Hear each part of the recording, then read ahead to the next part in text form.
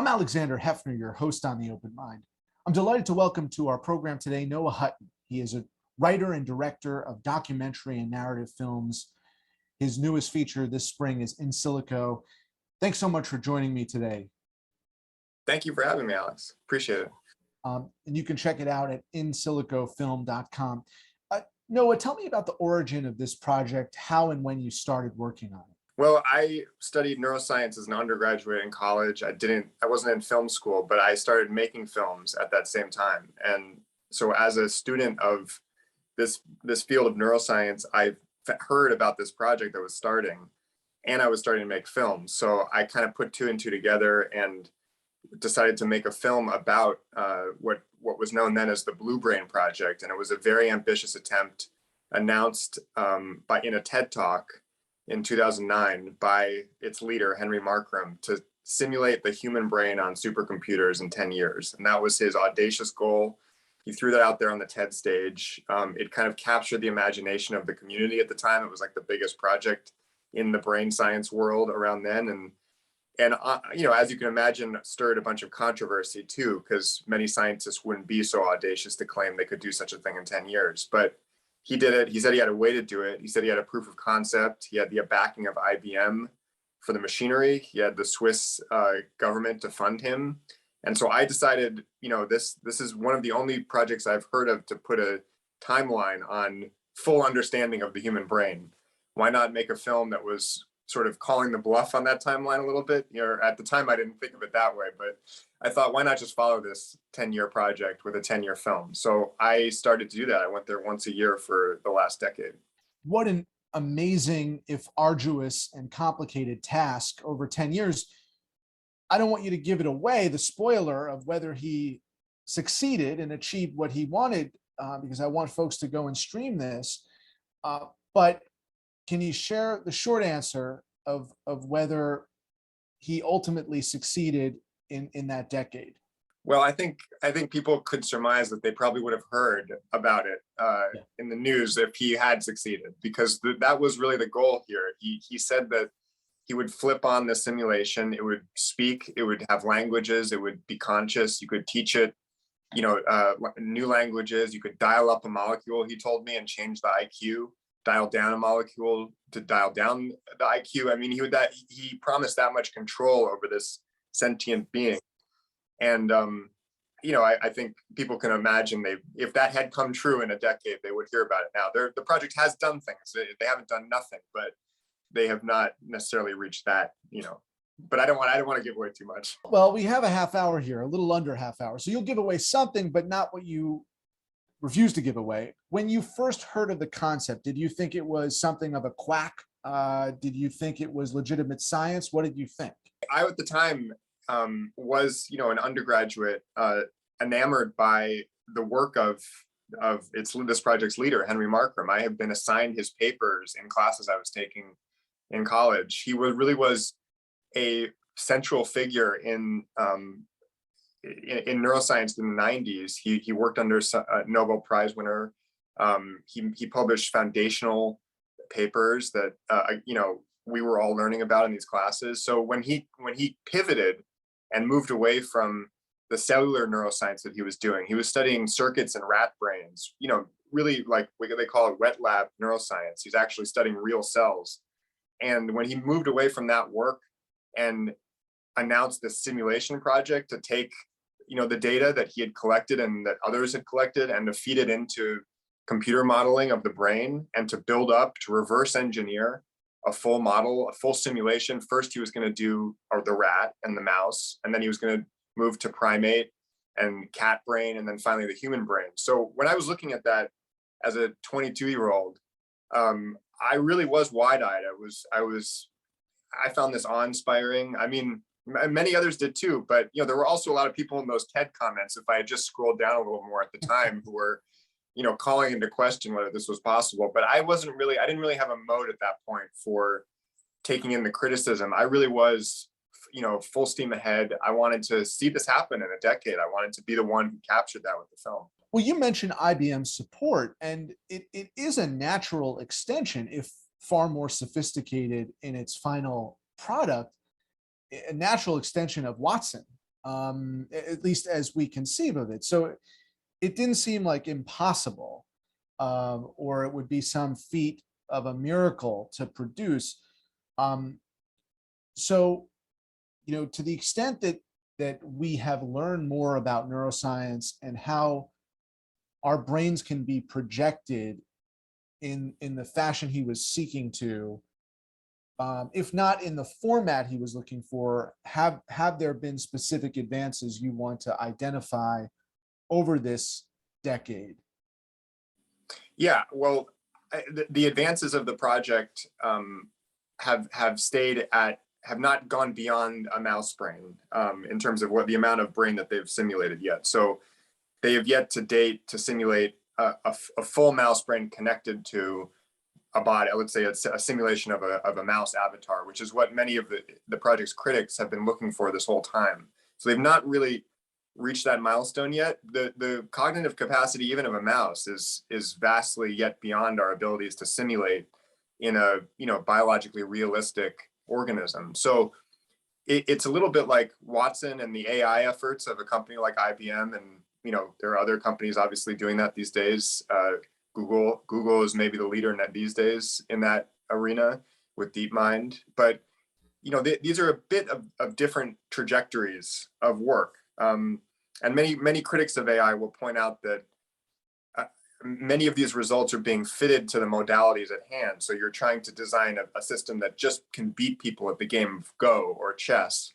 But there's something called general intelligence, which is the sort of holy grail of these systems, which has not been achieved yet. And even language AIs, break down at a certain level. But not to diminish the achievements over the last decade since I began the film, which have been remarkable, and people, I'm sure, have read about them and seen them. But this project was doing something different, which was not to retrofit an artificial intelligence system and to train it on problem sets and to have it beat someone in a certain game, or like Watson, to be able to be used by companies or business enterprises for different solutions, whatever. It's not doing any of that. It's just literally reverse engineering cells in a brain, and the promise was that if you do reverse engineer the very seed of intelligence from the bottom up, everything else will emerge. And that is the great promise of this bottom up approach that Henry Markram has been, the sort of spearhead of over the last decade. And there's many people who still believe that will yield fascinating results and may even transform AI and eclipse what we've been talking about. But to date, it's not necessarily had the output that was promised in a time span, not to say it won't in another couple decades. Would not a fear of this be that if you were simulating the human brain on a supercomputer, that you would be empowering that electronic device to basically combine the inanimate with the animate, with the inanimate with the human, and sort of have a Terminator-like function that can then have supremacy over us Homo sapiens? I guess that is a little bit of why this bottom-up approach we're talking about does have a little bit more of a glimmer of that science fiction fear that we, the Terminator fear, because when you do it this way, when you build it from the bottom up, and again, we're in dreamland here because this hasn't happened yet. It's not even close to happening. They're not even at a full mouse brain yet. But imagine that you build it this way, bottom up, and you're just building the cellular structure of an organism, and it does somehow, go above and beyond and achieve some sort of intelligence that is spooky and eerily like our own, or maybe surpasses us. Then yes, although you ostensibly do have a window into the interior of that brain that is simulated. Many scientists I interviewed for the film also pointed out that we might have a perfectly pristine view of the model in action of a simulated brain doing something, but we might still not even understand how that the cells we see firing are achieving the output that simulated avatar is performing. So the opacity of the brain may not be affected very much, even though we can see it fully. So that I found that to be very interesting. Will this actually would that situation actually lead to a greater understanding of the cellular basis of consciousness, let's say? Or are we sort of creating another type of a black box in very much the same way that many of the most complex AI systems these days are somewhat opaque to even the people who are programming them? They train them on massive sets of data, but it's not, they can't, it's so complex inside the algorithm at a certain point that it's actually hard to even understand how it arrived at that next move it made in the game of Go, So there's an interesting conundrum there at the same, and but I would actually say that we're so far from that, and that the line in the sand became very clear to me over the decade of making this film, and it's something I became very invested and interested in the film, which people will see if they check it out, is that, to a degree, these are perfect simulations of an organism that is deeply imperfect. We run on mistakes, and tiny mistakes in our biology is what got us here through evolution, produced the changes, the mutations that led to, so the fact that these are ultimately perfect machines trying to replicate imperfection, to me, is perhaps a paradox that will prevent them from ever eclipsing us. In this Archive 81 pandemic era we're living through, I don't know, I'm guessing that you've seen Archive 81 or heard about it on Netflix. Maybe not. I've not, no. Okay. It's funny when someone's association with something to me is so. Archive 81 on Netflix, our viewers may be familiar with it. It is kind of dubbed a horror film, but it really is, in effect, trying to recreate an environment in which, like I said, the inanimate and human collide, and you're basically generating some mysterious form of intelligence, spooky, spiritual, but you'll have to watch it, and then we'll do another episode. But the point being that I find it interesting, you're saying, the jury isn't going to be out for a while, but isn't that what we said about the pandemic? And on this program, I'm proud to say, although I lament this too, we've been asking leading scientists about the potential for the next pandemic, not if, but when, for many years leading up to 2020. I mean, so, and in the same vein, I don't know if we're being naive to think that black box isn't going to be discovered. In other words, somewhere in some lab, be it in the States or in some country around the world, there is a genie that's going to get out of the bottle and going to basically enable the human brain and technology to collide in some omnipotent yet unseen way.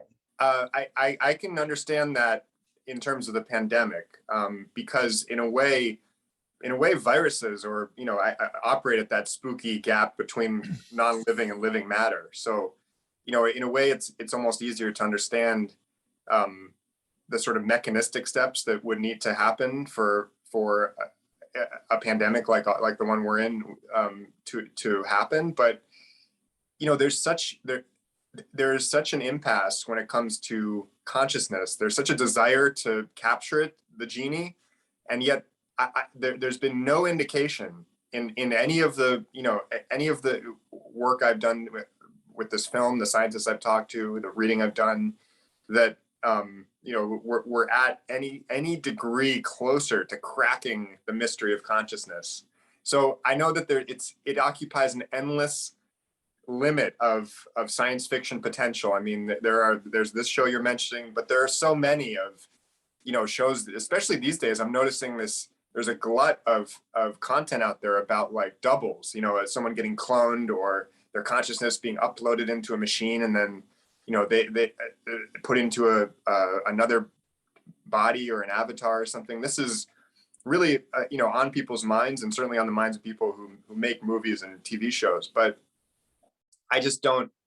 I guess I'm a profound skeptic when it comes to that line in the sand about human consciousness. I do think that there are faculties of the brain. The brain. I really look at the brain as a combination of a lot of modalities, not one light bulb that goes on or off, but it sort of arises from a bunch of low-level functions, so-called, that are our animal brain, up to the highest level, right, stuff. But there are functions of the brain that I think will be easily captured by technology.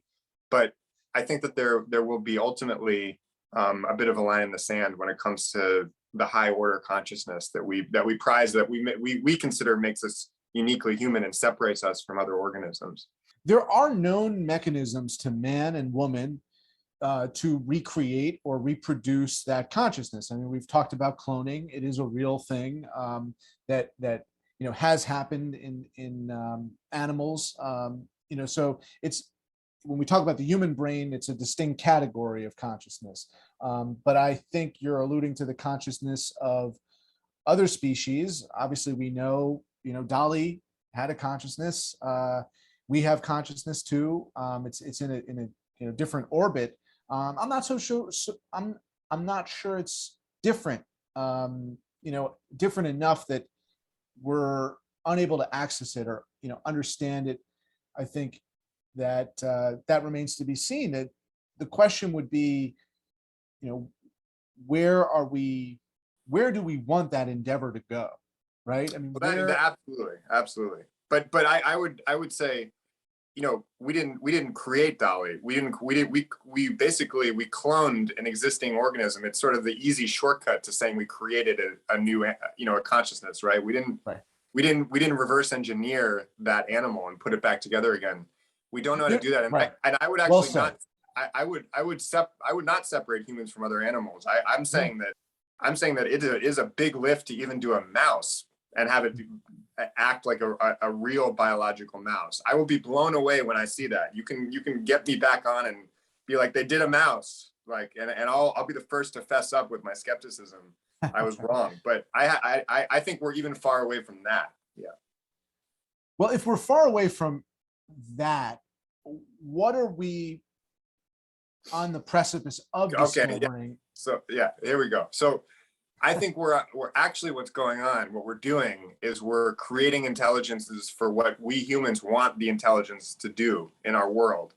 We're not necessarily going to recreate what's been the product of millions of years of evolution. Nor do we necessarily want to, though, or need to. I think that what we're on the precipice of doing is creating a lot of very advanced intelligences to do specific functions in our world. And, people have already seen examples of that with beating people at various games or creating, specific intelligences that business uses to either get rid of human workers and make their systems more efficient or, anything. But we're going to see more and more of that for all sorts of business applications and, the assistance that we have in our daily lives, in our pockets. I think that these specific applications of intelligences to solve human needs is really what's happening. And it's less of mastering what we think we're mastering evolution or human, millions of years of biological evolution. I don't think that's what's going on. Noah, do you think that the likelihood of the next stage is going to come from the AI as the metaverse, basically some kind of computer designed technology, or do you think it might come from outer space? And I don't say that glibly. I mean, I think that people underestimated the potential for drastic transformation in their lifetimes on the scale of human catastrophe that we may not have experienced until this pandemic. So I asked that not tongue in cheek. I asked that quite seriously. There is the notion that our knowledge about consciousness is actually going to come from outer space, not from technology we're building here. Mm-hmm. Well, if we were to get some tremendous advance in our knowledge of consciousness, it would have to come from outer space to break through the level I think we're talking about, which is, I'm not sure that our brains, even collectively, are advanced enough to understand themselves at the level maybe science fiction thinks that they will soon, or already thinks that they do. I mean, I've heard people talk about, this person has invented a computer chip that's as powerful as the human brain. We're constantly hearing the language of biology sucked up by Silicon Valley to explain their latest inventions, as if they've cracked neural networks and these terms are just thrown around, and even a word like learning. I mean, these systems are learning, but they're not learning in the way that we learn. So I bristle sometimes at the speed at which we appropriate the language of biology to sort of hold in fascination at the tools we've created. I think that we're creating tools, but I very much would like to separate what millions of years of evolution have created from the tools that we humans create with silicon. I think that they're just serving different purposes, and they're fundamentally different. Whether a break in that line comes from outer space, now we're back in science fiction. I mean, yeah, who knows? I think yes, it certainly would rock the boat. Well, in the couple minutes we have left, let me go back to that first question about whether the notion of simulating the human brain on a supercomputer was, and the vision that you set out to possibly document 10 plus years ago, whether that was, it's clear it wasn't realistic, but was it as authentically the scientific method as you thought it might be in arriving at answers that have integrity, that have gone through tried and true methods of scientific processes and discovery? No. Or is it quackery? It wasn't quackery, in the sense that I think people who might be aware of like Theranos and Elizabeth Holmes, people I think might see my film and hear about all of this and might expect that kind of a story here. And I wouldn't suggest it to be that. I don't think it was that level of quackery, and I don't think that Henry Markram is that type of figure. He's a very esteemed scientist who has had a very legitimate career publishing peer-reviewed work. And I think that what happened here maybe is that, and this is my opinion from the outside observing this project, is that this project felt like a little bit more of a Silicon Valley type startup to disrupt science. So I actually think their energy was science is too slow.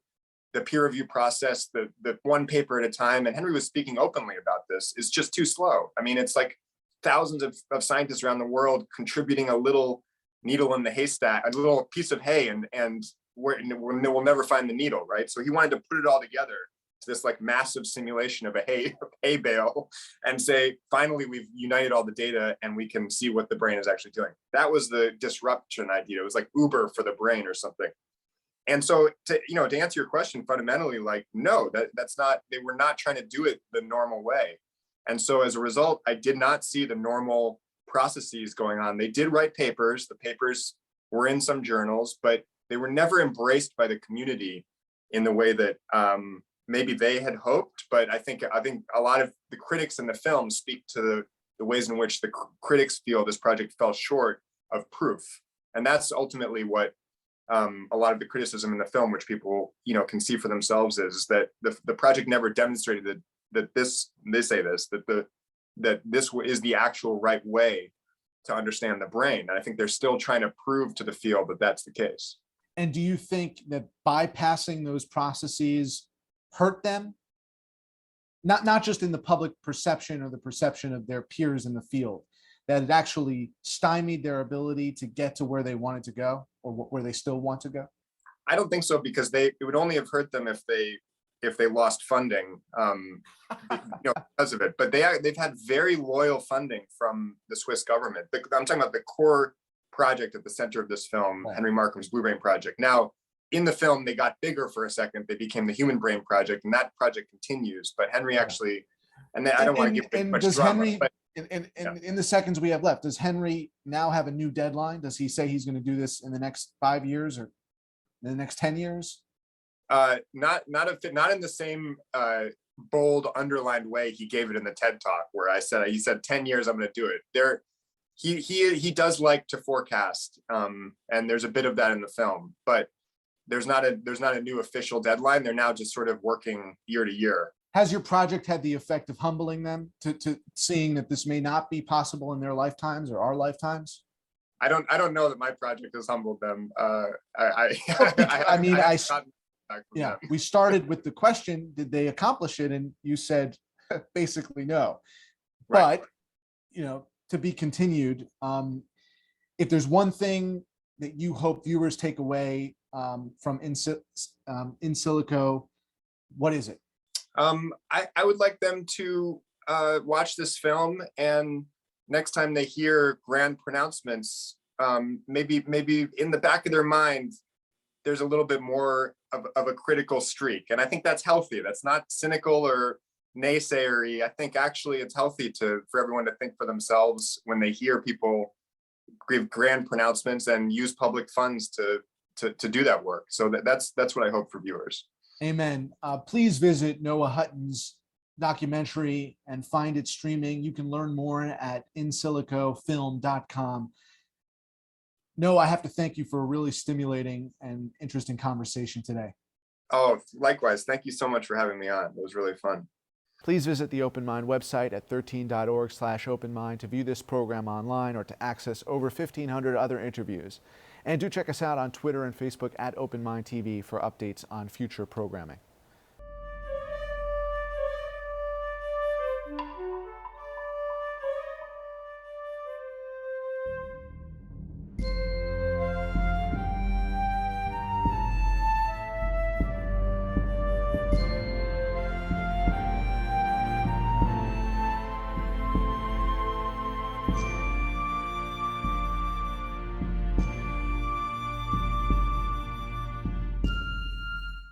Continuing production of The Open Mind has been made possible by grants from Ann Olnick, Joan Gans Cooney, Lawrence B. Benenson, the Engelson Family Foundation, Alfred P. Sloan Foundation, the John S. and James L. Knight Foundation, William and Flora Hewlett Foundation, Joanne and Kenneth Wellner Foundation, and from the corporate community, Mutual of America.